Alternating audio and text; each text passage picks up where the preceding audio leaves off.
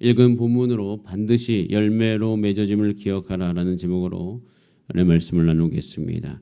고린도후서 4장 16절의 말씀에 이렇게 기록하고 있습니다. 그러므로 우리가 낙심하지 아니하노니 우리의 겉사람은 낡아지나 우리의 속사람은 날로 새로워지도다.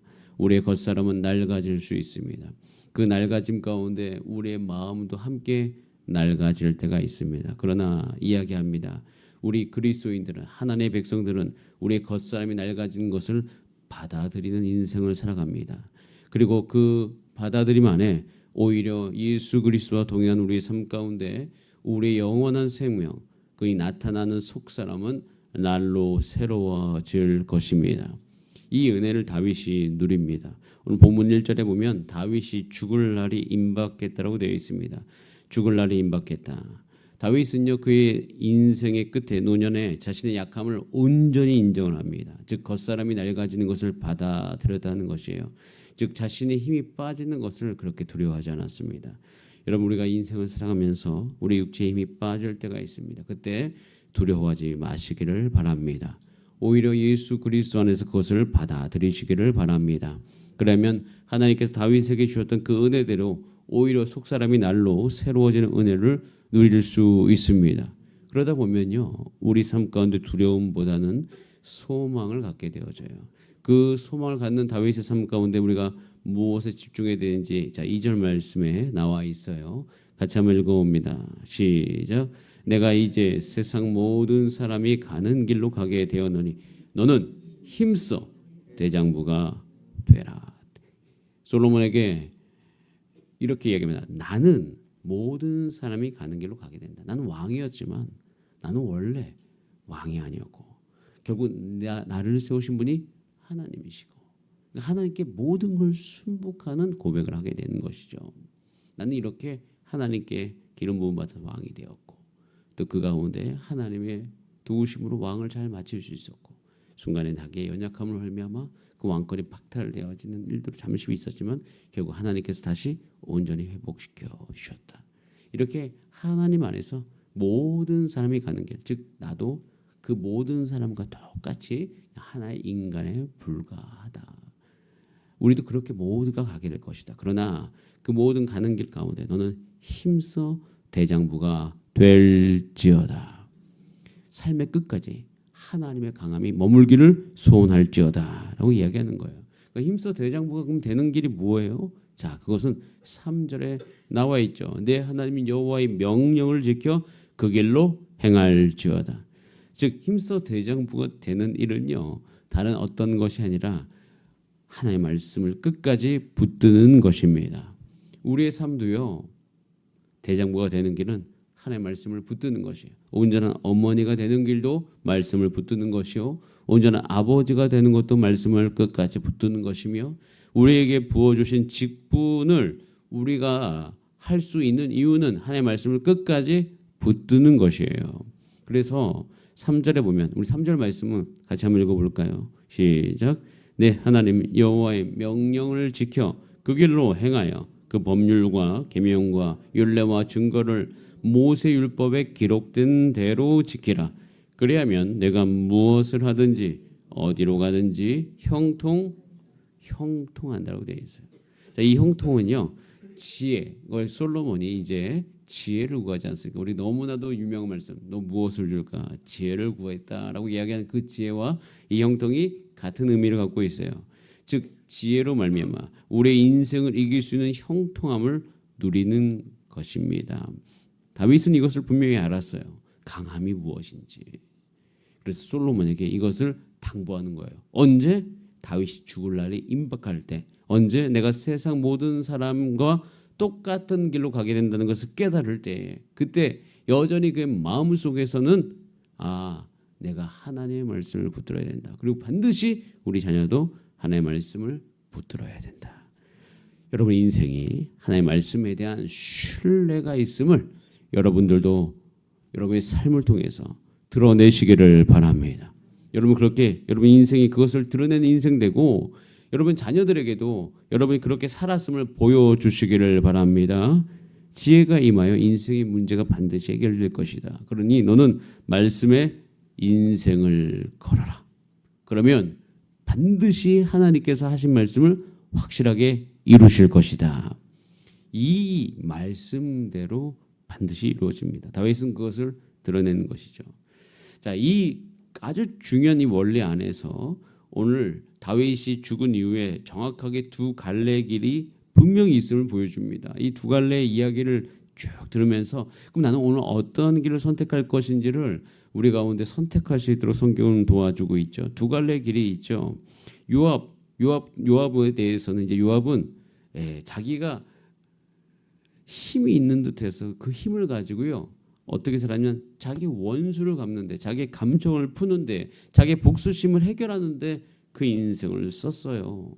그러니까 그 열매를 그 인생의 끝에 맛보게 되는 거죠. 그 선택에 대해서. 그래서 5절에 보면 요압 아브넬을 죽인 거, 아마사를 죽인 거, 이 전쟁의 이 모든 속에서 그들을 죽인 것에 대한 열매를 반드시 요압은 맺게 됩니다. 그런데 그의 반면에 한 명의 인물이 또 오늘 등장하는 것을 볼 수가 있어요. 자, 7절 말씀 같이 읽어봅니다. 시작. 마땅히 길랏 바르실레 아들들에게 은총을 베풀어 그들이 내 상에서 먹는 자 중에 참여하게 하라. 내가 내 형 압살롬의 낯을 피하여 내게 나왔느니라 라고 되어 있어요. 바르실레를 후대할지다. 바르실레 아들들. 바르실레는 이미 다윗을 후대했을 때 나이가 80세였기 때문에 지금 그 아들들에게 이제 너는 반드시 그 은혜를 갚을지어다. 바르실레는 어떻게 살았어요? 다윗이 압살롬에게 쫓겼을 때 다윗을 후대한 것이에요. 사무엘하 19장 32절에 보면 바르실레는 매우 늙어 나이가 80세라. 그는 큰 부자이므로 왕이 마하나임에 머물 때 그가 왕을 공개하였더라. 근데 이때 다윗 왕을 이렇게 섬기기가 어려웠어요. 이유는요. 압살롬에게 쫓겼을 때는 압살롬이 힘이 있을 때잖아요. 힘이 있을 때 도망다니는 사람을 잘해줬다. 그것은 정치적인 위험을 감수하는 행동입니다. 만약에 이것이 압살롬에게 발각이 되어지면 그는 죽임을 당할 수도 있었죠. 그런데 이 바르실레도요. 여호와의 기름 부음 받은 것에 대한 인식이 있었어요. 그래서 다윗 왕을 도와주었던 것입니다. 이것은요 굉장히 분별력이 있는 행동입니다. 결단이 있는 행동인 것이죠. 그런 분별력과 결단 안에서 그런 압살롬으로부터 오는 두려움을 이겨내고 움직였던 것이에요. 순수한 헌신의 사람이었고 완숙된, 성숙된 모습을 보여주는 사람이었어요. 하나님 중심적인 생각을 했던 사람이었죠. 이렇게 바르실레의 모습을 보여줍니다. 근데 그러나 그 반면에 분별이 없었던 또 다른 인물을 이야기하죠. 누구죠? 시므이예요. 시므이도 압살롬에 의해서 다윗이 도망갈 때 어떻게 했습니까? 다윗을 비난했죠. 분별력이 전혀 없었어요. 하나님을 몰랐어요. 오로지 그가 관심 있는 것은 다윗이 사울 왕 대신에 왕이 되었다는 거예요. 이 시므이도 베냐민 사람, 사울과 같은 지파이기 때문에 이 다윗을 향하여서 좋지 않은 마음을 갖고 있었어요. 그의 생각 속에서, 그의 인식 속에서 하나님이란 분은 없어요. 하나님이 다윗에게 기름을 부었다는 생각을 하지 않아요. 그의 인생 속에서는 무슨 생각만 해요?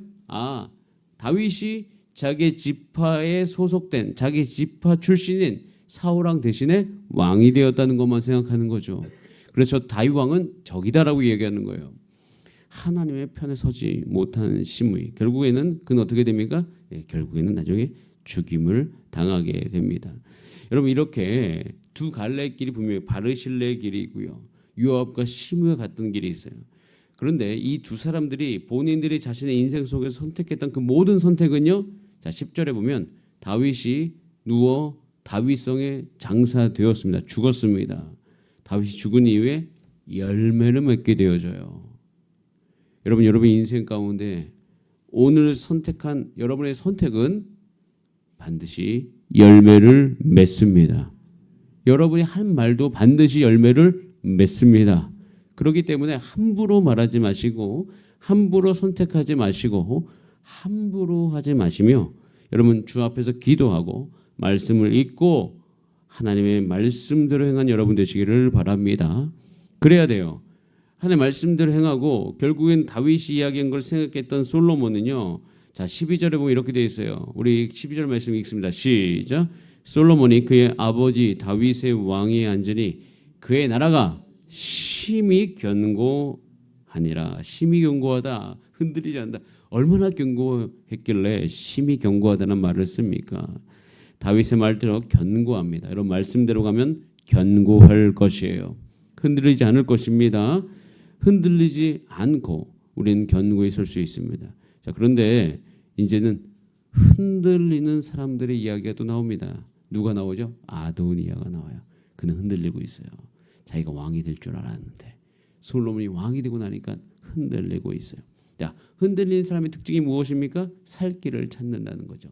근데 그 살 길을 찾을 때 지혜가 있어서 그 지혜로움 가운데 살 길을 찾습니까? 그렇지가 않죠. 어리석은 거예요. 그 살 길을 어떻게 해결해 가는가? 밧세바를 찾아갑니다. 예, 솔로몬의 어머니 밧세바를 찾아가죠. 찾아가서 이야기합니다. 화평한 목적으로 왔다. 자, 그러면서 이상한 말을 하게 되죠. 이 이상한 말 안에 결국에는 흔들리는 사람들의 특징이 나와 있어요.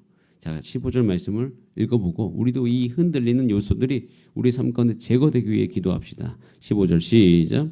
그가 이르되 당신도 아시는 바이거니와 이 왕위는 내 것이었고 온 이스라엘 다 얼굴을 내게로 향하여 왕으로 삼으려 하였는데 그 왕권이 돌아가 내 아우의 것이 되었음은 여호와께로 말미암음이니이다.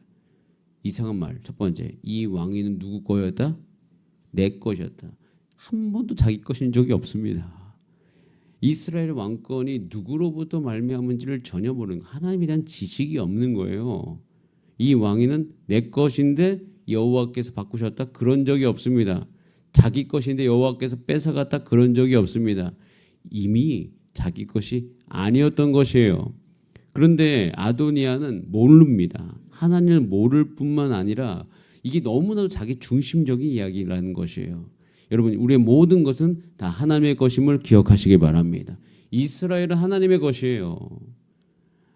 하나님이 내 것이라고 이야기하셨어요. 그런데 자기가 이스라엘임에도 불구하고 하나님의 것인 줄 모르는 거죠. 하나님의 백성들이 이거 모르는 분은 꽤 많습니다. 하나님께서 그냥 내게 주시고 내 것 따로 하나님 것 따로 하나님께 내가 드리는 것, 뭔가 내가 하나님께 해드리는 듯이 이야기하는 것 있을 수 있습니다. 그러나 여러분, 우리의 모든 것이 하나님 것이라는 사실을 잊지 마시길 바랍니다. 이스라엘은요, 하나님의 것이에요. 그렇기 때문에 자신의 것이 없었습니다. 그렇기 때문에 이상한 생각하는 거예요. 여호와께서 내 것을 뺏었다고 생각하는 거예요. 그러면서 결국 빌미를 또 내가 포기하지 않아요. 그렇기 때문에 포기할 수가 없는 거예요. 포기하지 않으면서 누구를 구하죠? 예, 수넴 여자 아비삭을 달라고 이야기합니다. 수넴 여자 아비삭이 누구예요? 다윗의 몸이 많이 힘들었을 때 노년에 그 옆에서 다윗을 도왔던 사람이 수넴 여자 아비삭입니다. 굉장히 아름다워도록 기록하고 있어요. 그런데 왜 왕의 여자를 달라고 합니까?